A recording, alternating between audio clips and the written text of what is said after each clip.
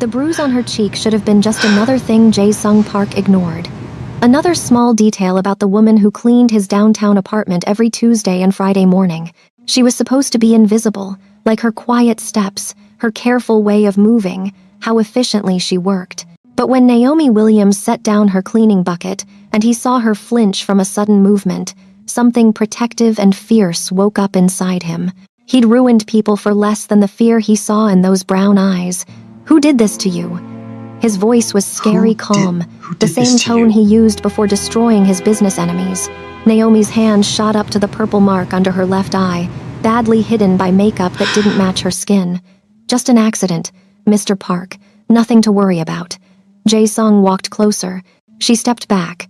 That one step backward, that automatic flinch, lit something up in a man who'd spent 12 years building Seattle's biggest tech empire through pure toughness. For the first time since fighting his way from broke to wealthy, Park Jae-sung felt completely out of control. "Don't lie to me," he said quietly, and everything changed between them. Naomi had cleaned Jae-sung's Pioneer Square apartment for 9 months without really seeing him. He was just there. Nice clothes, quiet footsteps, the smell of expensive cologne and danger that stayed in rooms after he left. She knew the important stuff. He paid 3 times the normal rate, never made messes, and wanted her invisible. Being invisible was Naomi's specialty. 26 years of being ignored had taught her how to be in a room without anyone noticing. She made herself smaller in elevators, breathed quieter around important people, learned perfectly how to be there without being seen. Today, that careful invisibility fell apart. She'd tried to cover the bruise, cheap foundation that didn't match because that's all the corner store had, makeup that just made the swelling more obvious. Her boss at Premier Home Solutions would fire her if she looked beat up, and Destiny needed new winter boots. Rent was due in 6 days, so Naomi went to work. If you're still watching, don't forget to turn on the notification button because we've got more incredible tales of unexpected romance coming your way. The apartment was quiet when she got there at her usual 9 a.m. time. Jae-sung was never home during her shifts, something she'd really counted on today. She walked through the huge space with its big windows looking over Elliott Bay, the water spreading out below like his personal kingdom. That's what the other maids whispered. Park Jae-sung owned half of Seattle's tech businesses and all its secrets. The investment company was legit. Everything else lived in shadows. Naomi didn't care about his business. She cared about the $700 every week that kept Destiny fed and safe. She was cleaning the kitchen counters, all expensive marble and steel, when she heard the elevator. Her heart dropped. "He never came home early. You're still here." His voice came from behind her, Korean accent but smooth, every word careful. Naomi turned slowly, keeping her bruised side hidden. "Sorry, Mr. Park. I'll finish fast and get out of your way. Look at me. Not a request." Park Jae-sung didn't ask. She lifted her eyes and watched his face change from polite distance to sharp focus. He walked across the room in a few quick steps, expensive shoes quiet on the floor. Up close, he was gorgeous in a way that hurt to look at. Strong jawline, dark eyes that saw everything, black hair perfectly styled. His gray shirt was unbuttoned at the top, showing his neck and the edge of a tattoo. "What happened to your face?" His hand moved toward her cheek, then stopped. Waiting for permission Naomi didn't know how to give. "I fell." The lie felt stupid, obvious. "I'm okay." Jae-sung's eyes narrowed. In 9 months, she'd never heard him yell, but the quiet coming from him now was scarier than screaming. "You fell," he repeated, each word heavy with doubt. "Yes, and those marks on your neck." He pointed to her throat, where fingerprint bruises showed despite her high collar. Naomi pulled her collar up higher. "Mr. Park, I really need to finish. I have other houses today. Sit down." "I can't. I have 3 more clients and I said sit down." Softer, but just as firm. She sat on the edge of his perfect gray couch, completely wrong in every way. Her cheap uniform, her old shoes, her messed up face in his perfect space. Jae-sung stood in front of her, hands in his pockets, staring at her so intensely it made her warm. "Tell me his name." "There's no name. Naomi." The way he said her name, careful, like something precious, took her breath away. He'd never said her name before. "I built my whole career on reading people. You're scared. That bruise is new. Someone hurt you, and recently." She stood up fast. With respect, Mr. Park, my personal life isn't your business. It became my business the second you walked in here. Hurt. He stepped closer and she smelled his cologne and something darker, maybe whiskey or smoke. Is it a boyfriend? No. Ex-husband? No. Then who? Naomi looked at his eyes, saw real concern there, mixed with something that looked like he wanted to hurt someone. Why do you care? I'm just the cleaning lady. Something moved across his face, surprise, maybe hurt. You think that's all you are? Isn't it? Jae-sung was quiet for a minute. I notice everything here. Naomi, 9 months ago, you started bringing plants, cheap little succulents that you put around my apartment when you think I won't see.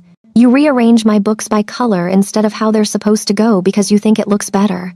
You turn down the temperature 2 degrees before you leave because you figured out I like it cooler at night.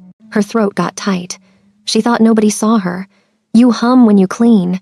He kept going. Church songs, your mama's favorites. I think, because sometimes you sing words about finding grace in Portland. He tilted his head. You're not just my cleaning lady. You're the only real thing in this whole place. Naomi couldn't breathe. Mr. Park, the name. Give me the name of who did this. I can't. Can't or won't. Both. She grabbed her cleaning stuff. I have to go. His hand caught her wrist, the one without bruises, gentle but firm. If you leave now, whoever hurt you will do it again. Your protection? She almost laughed. You don't even know me. I know enough. I know you have a daughter, 8 years old, right? I know you work 5 houses every day to afford an apartment in a neighborhood you're scared to walk through at night. I know you're stronger than anyone I've ever met, and I know... He stopped, his jaw tight. I know I won't let anyone hurt you again. The elevator dinged. Jae-sung's face changed instantly, the worry disappearing behind cold control. A woman came out. Korean, young, professional. Sajung-nim. We have the reports. Ready? The woman stopped, seeing Naomi. Jae-sung spoke fast Korean, sounding annoyed. The woman bowed and left quickly. Naomi, Jae-sung's voice pulled her back. Stay. Have dinner with me tonight. Tell me everything. I can't. Why? Because you're Park Jae-sung. She pointed around the apartment. And I'm nobody. His hand moved to her face, his thumb barely touching the edge of her bruise, so gentle it hurt more than the actual hit. You're wrong. You're the first person I've wanted to really know in 12 years. Naomi's phone buzzed. Destiny's school. She pulled away. I have to go. She was in the elevator before Jae-sung could stop her, but she felt his eyes on her the whole way down, heavy and searching and dangerously intense. That night, lying in her tiny bed in their cramped apartment, Naomi touched the bruise on her face and wondered what it meant that Park Jae-sung had looked at her like she actually mattered. If you're enjoying this story of unexpected love breaking through invisible walls, don't forget to hit that subscribe button and turn on notifications so you never miss our next upload. Drop a comment below telling us what you think Naomi should do. Now let's see what happens next. 3 days went by. Naomi came back to the apartment on schedule, half expecting Jae-sung to fire her or worse, demand answers she couldn't give. Instead, she found him sitting at his dining table, papers spread out everywhere, waiting. You showed up. He sounded relieved. It's my job. It's Friday at 9 a.m. Come sit with me, Mr. Park, please. He pointed to the chair next to him. Just sit. She gave up and sat down, keeping space between them. Jae-sung pushed a cup of tea toward her, the expensive kind, probably Korean, smelling amazing and steaming hot. I asked around, he said quietly. Naomi's blood went cold. What? About you. About who might want to hurt you. He held up his hand before she could freak out. I was careful. But Naomi, if someone's threatening you, I can. Help. No, she stood up. You can't do whatever you're thinking. This isn't your problem to fix. Then whose problem is it? Yours? His eyes flashed. You're cleaning houses 12 hours a day just to survive. Someone put their hands on you. That makes it my problem now. Why? She shot back. Why do you care? Jae-sung stood up, walking around the table until they were face to face. Because when I look at you, I don't see a cleaning lady. I see someone who brings light into this empty place I've built. I see someone who still hums like she believes in happiness despite everything trying to crush it. You don't know anything about me. Then tell me. His hand lifted to her face again, that same hovering thing. asking permission. Tell me everything. This time, Naomi didn't pull back. His fingers brushed her cheek, feather light, touching the edge of the bruise. The touch was so gentle it hurt worse than the original punch.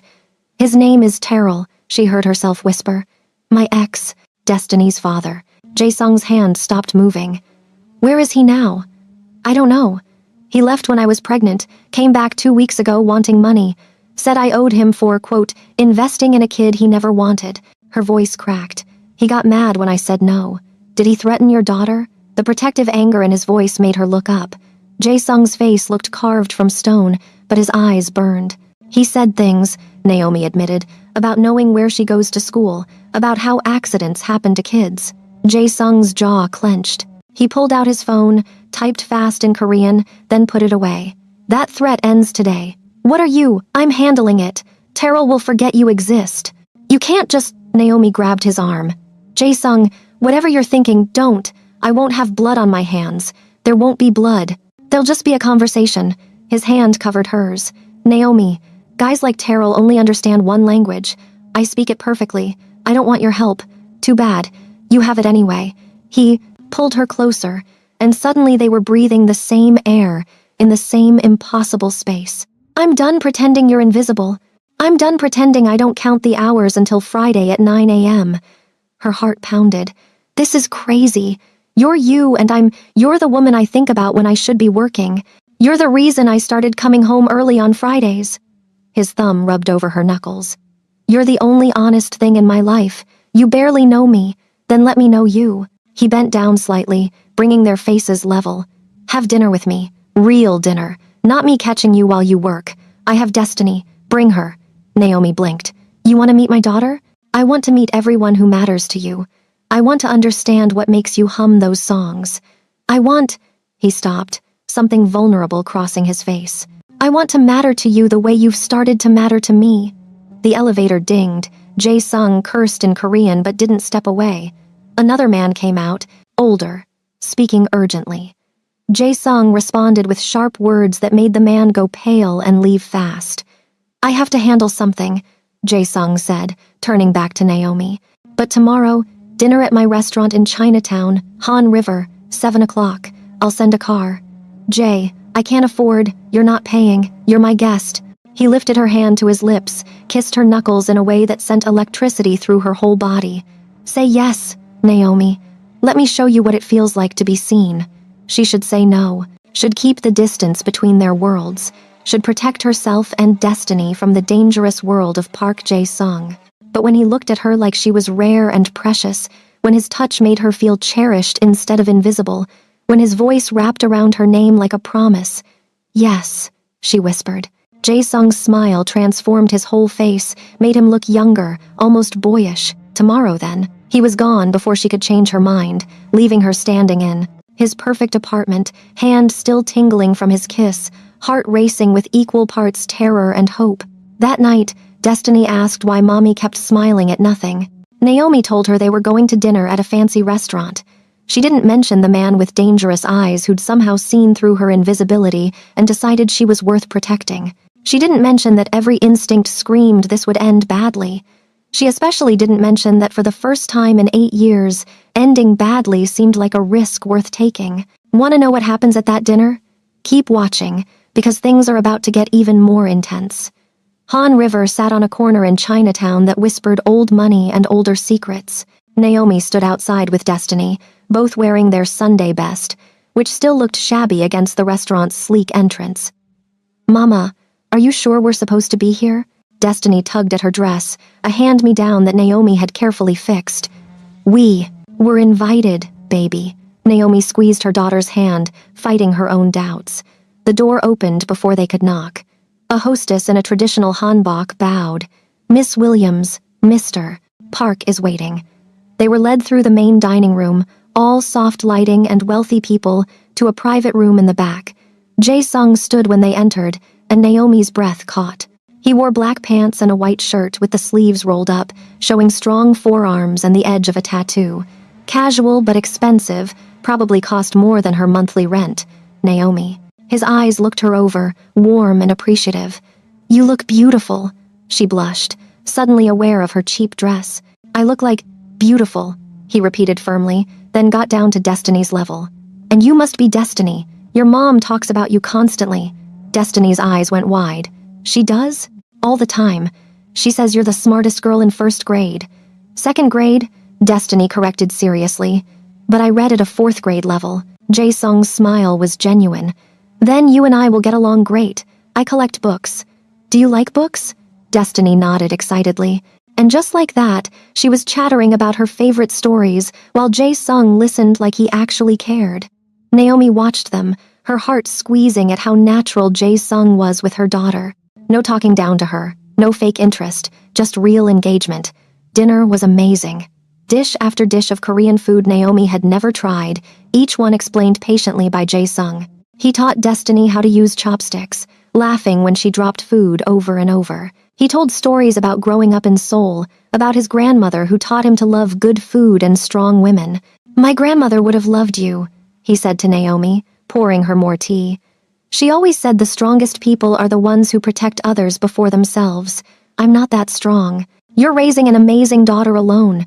You work 5 jobs. You stand up to men twice your size. When they threaten what you love. His eyes held hers. Naomi, you're the strongest person I've ever met. Destiny excused herself to the bathroom, leaving them alone for the first time all night. The air changed immediately, tension crackling. Thank you, Naomi said softly. For this, for being kind to Destiny. I'm not being kind. I'm being honest. Jae-sung leaned forward. She's incredible, because you're incredible. Jae-sung, I meant what I said yesterday, about wanting to know you, about you mattering. His hand found hers across the table. I know this is fast. I know our worlds don't make sense together, but Naomi, I haven't felt this alive in years. She should pull away. Instead, she turned her hand over, lacing their fingers together. I'm scared. Of me? Of what you make me feel? Of what happens when reality hits? She met his eyes. You're Park Jae-sung. I've heard the stories. I know what you are. What am I? Dangerous. Powerful. Way out of my league. His thumb stroked her palm. You. Want to know what I see when I look at you? I see someone who makes me want to be better. Someone who makes me question every choice that led to this life. His voice dropped. Someone who makes me think, maybe I could be more than what I've become. Jae-sung. Destiny burst back in, breaking the moment. But Jae-sung didn't let go of Naomi's hand. And when Destiny noticed, she grinned like she'd discovered a secret. They stayed for 2 more hours. Jae-sung ordered dessert, pat bingsu that made Destiny's eyes light up, and told more stories. He asked about Naomi's childhood in Portland, listened to her talk about her mother's cooking, her dreams of maybe opening her own cleaning business someday. Not just cleaning, he said thoughtfully. A company that pays fair wages, that treats workers with respect. It's just a dream. Dreams become real when someone believes in them hard enough. His eyes held a promise. I believe in yours. The ride home was in Jae-sung's car, a sleek black Mercedes, driven by a quiet bodyguard. Destiny fell asleep against Naomi's shoulder, full and happy. She likes you, Naomi whispered. Good, because I plan on being around a lot more. Jae-sung shifted closer. If you'll let me, this is insane. Maybe. His hand touched her face, thumb brushing over where the bruise had been. The mark was fading, yellowish now instead of purple. But I'm done pretending I don't want this. Want you. People will talk. Your world and mine. My world is whatever I say it is. His voice turned fierce. And I say you belong in it. The car stopped outside her apartment building, a rundown place in a neighborhood that made Jae-sung's jaw tighten. He helped her get sleepy Destiny out, then walked them to the door despite Naomi's protests. Tomorrow, he said at her doorway. Come to the apartment, not to work, to see me. Jay. He kissed her, soft and searching, a question more than a demand. Naomi's free hand grabbed his shirt, pulling him closer, even as her mind screamed. Warnings. He tasted like possibility and danger, like everything she'd trained herself not to want. When they broke apart, his forehead rested against hers. Tomorrow, he repeated. Tomorrow, she agreed, and watched him disappear into the night, taking her common sense with him. Tomorrow came with chaos. Naomi was getting Destiny ready for school when her phone rang. Unknown number. She almost didn't answer, but something made her pick up. Miss Williams, A woman's voice, professional and cold. "This is Detective Chen, Seattle PD. We need to talk about Terrell Jackson." Naomi's blood froze. "What about him? He's filed a complaint claiming harassment from someone connected to you. He also says you've made false accusations about domestic violence." The floor tilted. "That's not true. I never filed anything about, 'We need you to come to the station today.'" Naomi's mind raced. She'd told Jae-sung about Terrell. Jae-sung had made a call. Oh God, what had he done? She dropped Destiny at school and went straight to the apartment, skipping her usual schedule. Jae-sung answered the private elevator in workout clothes, sweaty and gorgeous and completely unconcerned. "Naomi, I wasn't expecting you." He stopped, seeing her face. "What's wrong? What did you do?" Her voice shook. "The police called. Terrell is claiming harassment. What did you do?" Jae-sung's expression closed down. "I had a conversation with him, like I promised." "What kind of conversation?" "Because now he's lying to the police about me, and he's lying because I made it clear what happens if he comes near you again." Jae-sung walked toward her carefully. "The harassment claim won't stick. I have people who... You have people." Naomi stepped back. "Jae-sung, I can't be involved in whatever you did. I have Destiny. If Child Services thinks I'm connected to..." She couldn't breathe. "I could lose her." Understanding hit his face. "Naomi, no, that won't happen. I made sure. You made sure." Her voice rose. "You don't get to make sure of anything in my life. You don't get to fix my problems with whatever criminal connections you have. I was protecting you. I didn't ask for your protection." "I asked." She stopped, realizing the truth. "I never asked for anything. You just took over like I'm some damsel who needs saving by the big, powerful tech guy." Jae-sung flinched. "That's not what this is." "No? Then what is it? Because from where I'm standing, you're playing hero while I'm the one who'll face the consequences." She laughed bitterly. "And you have money and power and you have me," he said fiercely. "You have my protection, my resources, everything. I don't want them." The words exploded out of her. "I want my simple life where I know the rules, where I clean houses and raise my daughter and stay invisible because invisible is safe. Invisible is dying slowly." Jae-sung grabbed her shoulders. "You think I don't see what that life costs you? You're drowning, Naomi. I'm trying to throw you a lifeline. I don't want your lifeline. I want..." Her voice cracked. "I want to not be terrified that loving you will destroy everything I've built." The room went silent. Naomi realized what she'd said, watched Jae-sung's face transform. "You love me," he whispered. She tried to take it back. Couldn't. "It doesn't matter. It's the only thing that matters." He pulled her close and she went, despite everything, pressing into his chest like she could hide from the world there. "Naomi, I will fix this. The police thing will disappear. Terrell will never bother you again. I swear on everything I have. That's what I'm afraid of. Everything you have includes things I can't be part of." His arms tightened. "Then I'll change. You can't change what you are.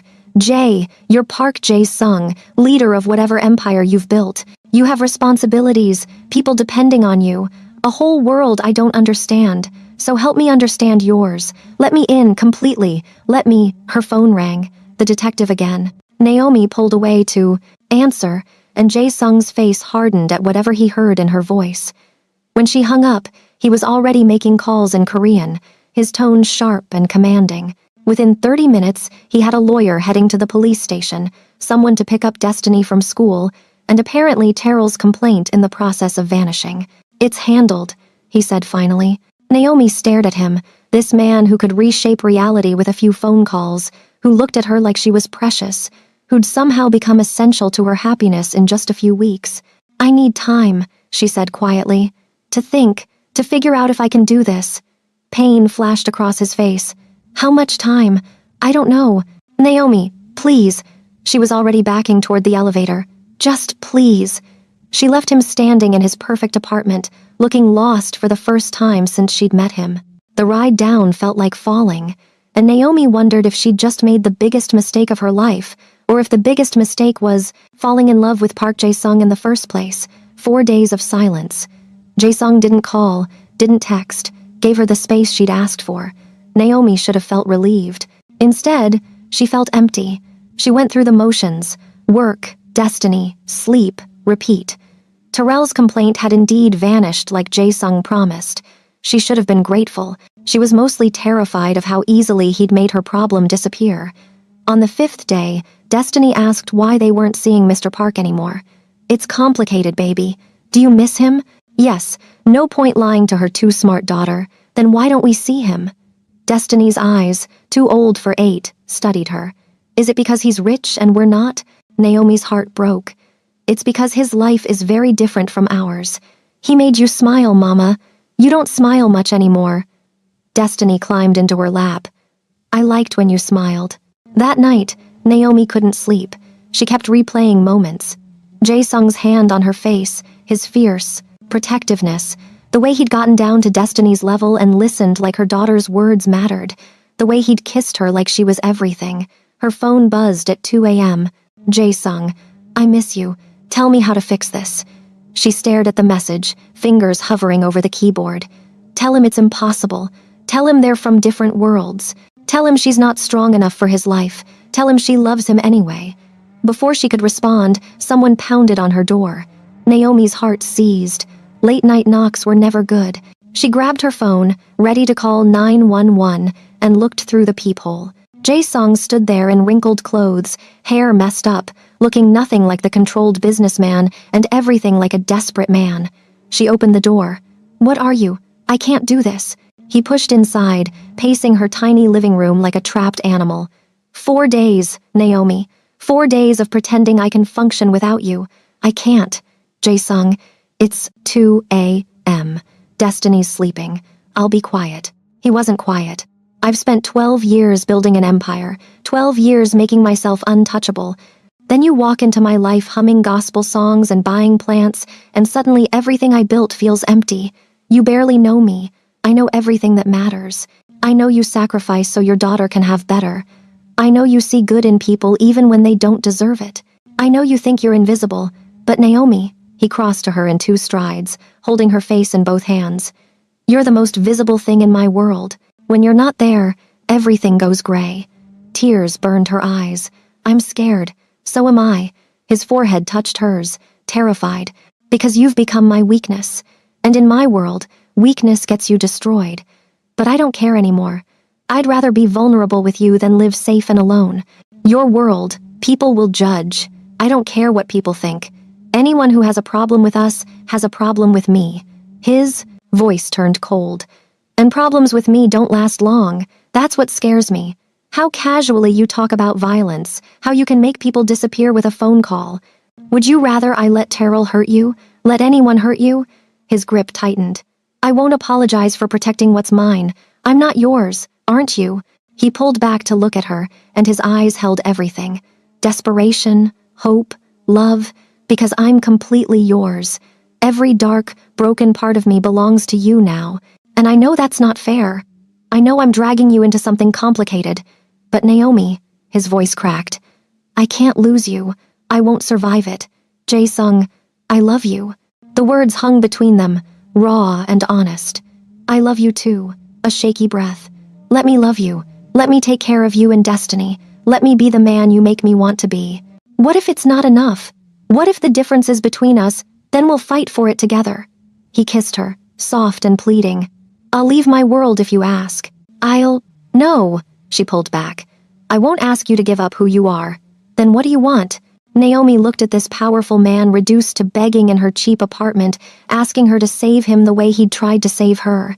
She thought about Destiny asking why she didn't smile, about how invisible she'd felt before Jae-sung looked at her like she was real, about how love was always a risk, but some risks were worth taking. I want you, she whispered. All of you, even the complicated parts, even the scary parts. She grabbed his shirt, pulled him closer. I want you to teach me Korean. I want to learn about your world while you learn about mine. He kissed her, deep and claiming, lifting her off the ground as she wrapped around him. They broke apart, breathless. I want you to meet my mom, she continued. In Portland, I want Destiny to have a father figure who actually shows up. I want to wake up next to you and not feel like I'm trespassing in your life. You're not trespassing. You're home. He set her down gently. My apartment is home now because you're in it. I'm home because you see me, Jae-sung. Marry me. Naomi froze. What? Not now, not tomorrow, but eventually. Marry me and let me spend my life proving you're the best decision I ever made. He kissed her forehead, her cheeks, her lips. Let me love you and Destiny. Let me be yours. You're insane. About you? Absolutely. He smiled against her mouth. Say maybe. Give me maybe. Maybe. She laughed through tears. You're absolutely insane and way too intense and yours. Nobody touches what's mine. His voice turned fierce, protective. You're mine now, Naomi, and I'm yours. Anyone who has a problem with that can deal with me. She pulled him down for another kiss, giving in to the impossible, terrifying, perfect reality of loving Park Jae-sung. A small voice interrupted. Mama, why is Mr. Park here? They broke apart to find Destiny in her doorway, sleepy and curious. Jae-sung immediately got down to her level. I came to ask your mom something important, but I should ask you too. He took Destiny's small hand in his. Would it be okay if I spent more time with you and your mom? If I became part of your family? Destiny studied him with 8-year-old seriousness. Will you make Mama smile again? Every single day? Will you read me stories and teach me Korean? And she hesitated. Will you stay? My dad left. People always leave.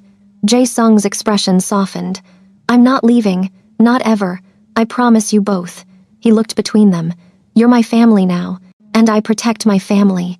Destiny threw her arms around his neck. Jae-sung stood, lifting her easily, and reached for Naomi with his free arm. They stood there, the tech mogul, the cleaning lady, and the little girl, forming something new and fragile and impossibly strong. I love you, Naomi whispered against Jae-sung's shoulder. I love you both, he whispered back. My whole world. And for the first time in 8 years, Naomi felt completely, utterly, perfectly seen. Years later, Naomi stood in the apartment, their apartment now, arranging plants. Not cheap succulents anymore, but she still bought them herself, still insisted on the ritual. Jae-sung watched from the kitchen doorway, coffee in hand, looking at her like she was everything. You're staring, she said without turning. Can't help it. You're beautiful when you're focused. She turned, smiled. His shirt hung open, showing the tattoos that now included her name in Korean characters over his heart. She wore his shirt from yesterday, bare legs underneath, completely comfortable in the space that had once scared her. Destiny called. She got into Stanford. Naomi's voice shook with pride. Of course she did. She's brilliant. Jae-sung walked to her, pulled her close. Like her mother. Her father helped. Naomi's cleaning business had grown with Jae-sung's support. Fair wages, good benefits, a model that other companies now copied. She ran it herself, but he'd been there for every step. I just provided money. You provided the vision. A knock interrupted them. Jae-sung tensed automatically. Old habits, but relaxed when familiar voices called out. His business partners, now uncles to Destiny. Naomi's mom visiting from Portland with more soul food than 3 people could eat. Destiny herself, home from college with friends. Their apartment filled with Korean and English, with laughter and love and the collision of worlds that had somehow formed something beautiful. Jae-sung had stepped back from the shadier parts of his business, gone mostly legitimate with the tech investments. The transition had been rough, but Naomi had been there through all of it. That night, after everyone left, Jae-sung found her on the balcony overlooking Seattle. Regrets? He asked, wrapping arms around her from behind. Never. She leaned into him. You? Only that I didn't see the bruise on your face sooner. That I wasted 9 months seeing you without really seeing you. Naomi turned in. His arms. You see me now, every day, for the rest of my life. He kissed her softly. My beautiful, strong, impossible wife. Your stubborn, plant-arranging, book-reorganizing wife, she corrected. Mine, he agreed. Completely, perfectly mine. And in the city that had once made her feel invisible, Naomi Williams Park had never felt more seen, more loved, more home. If you loved this story of love breaking through barriers and 2 worlds colliding in the most beautiful way, make sure you're subscribed to this channel. Hit that like button if Naomi and Jae-sung's journey touched your heart, and drop a comment telling us your favorite moment from their story. Don't forget to turn on the notification button because we've got more incredible tales of unexpected romance coming your way. Thanks for watching, and remember, sometimes the most powerful love stories start with someone finally seeing you for who you really are.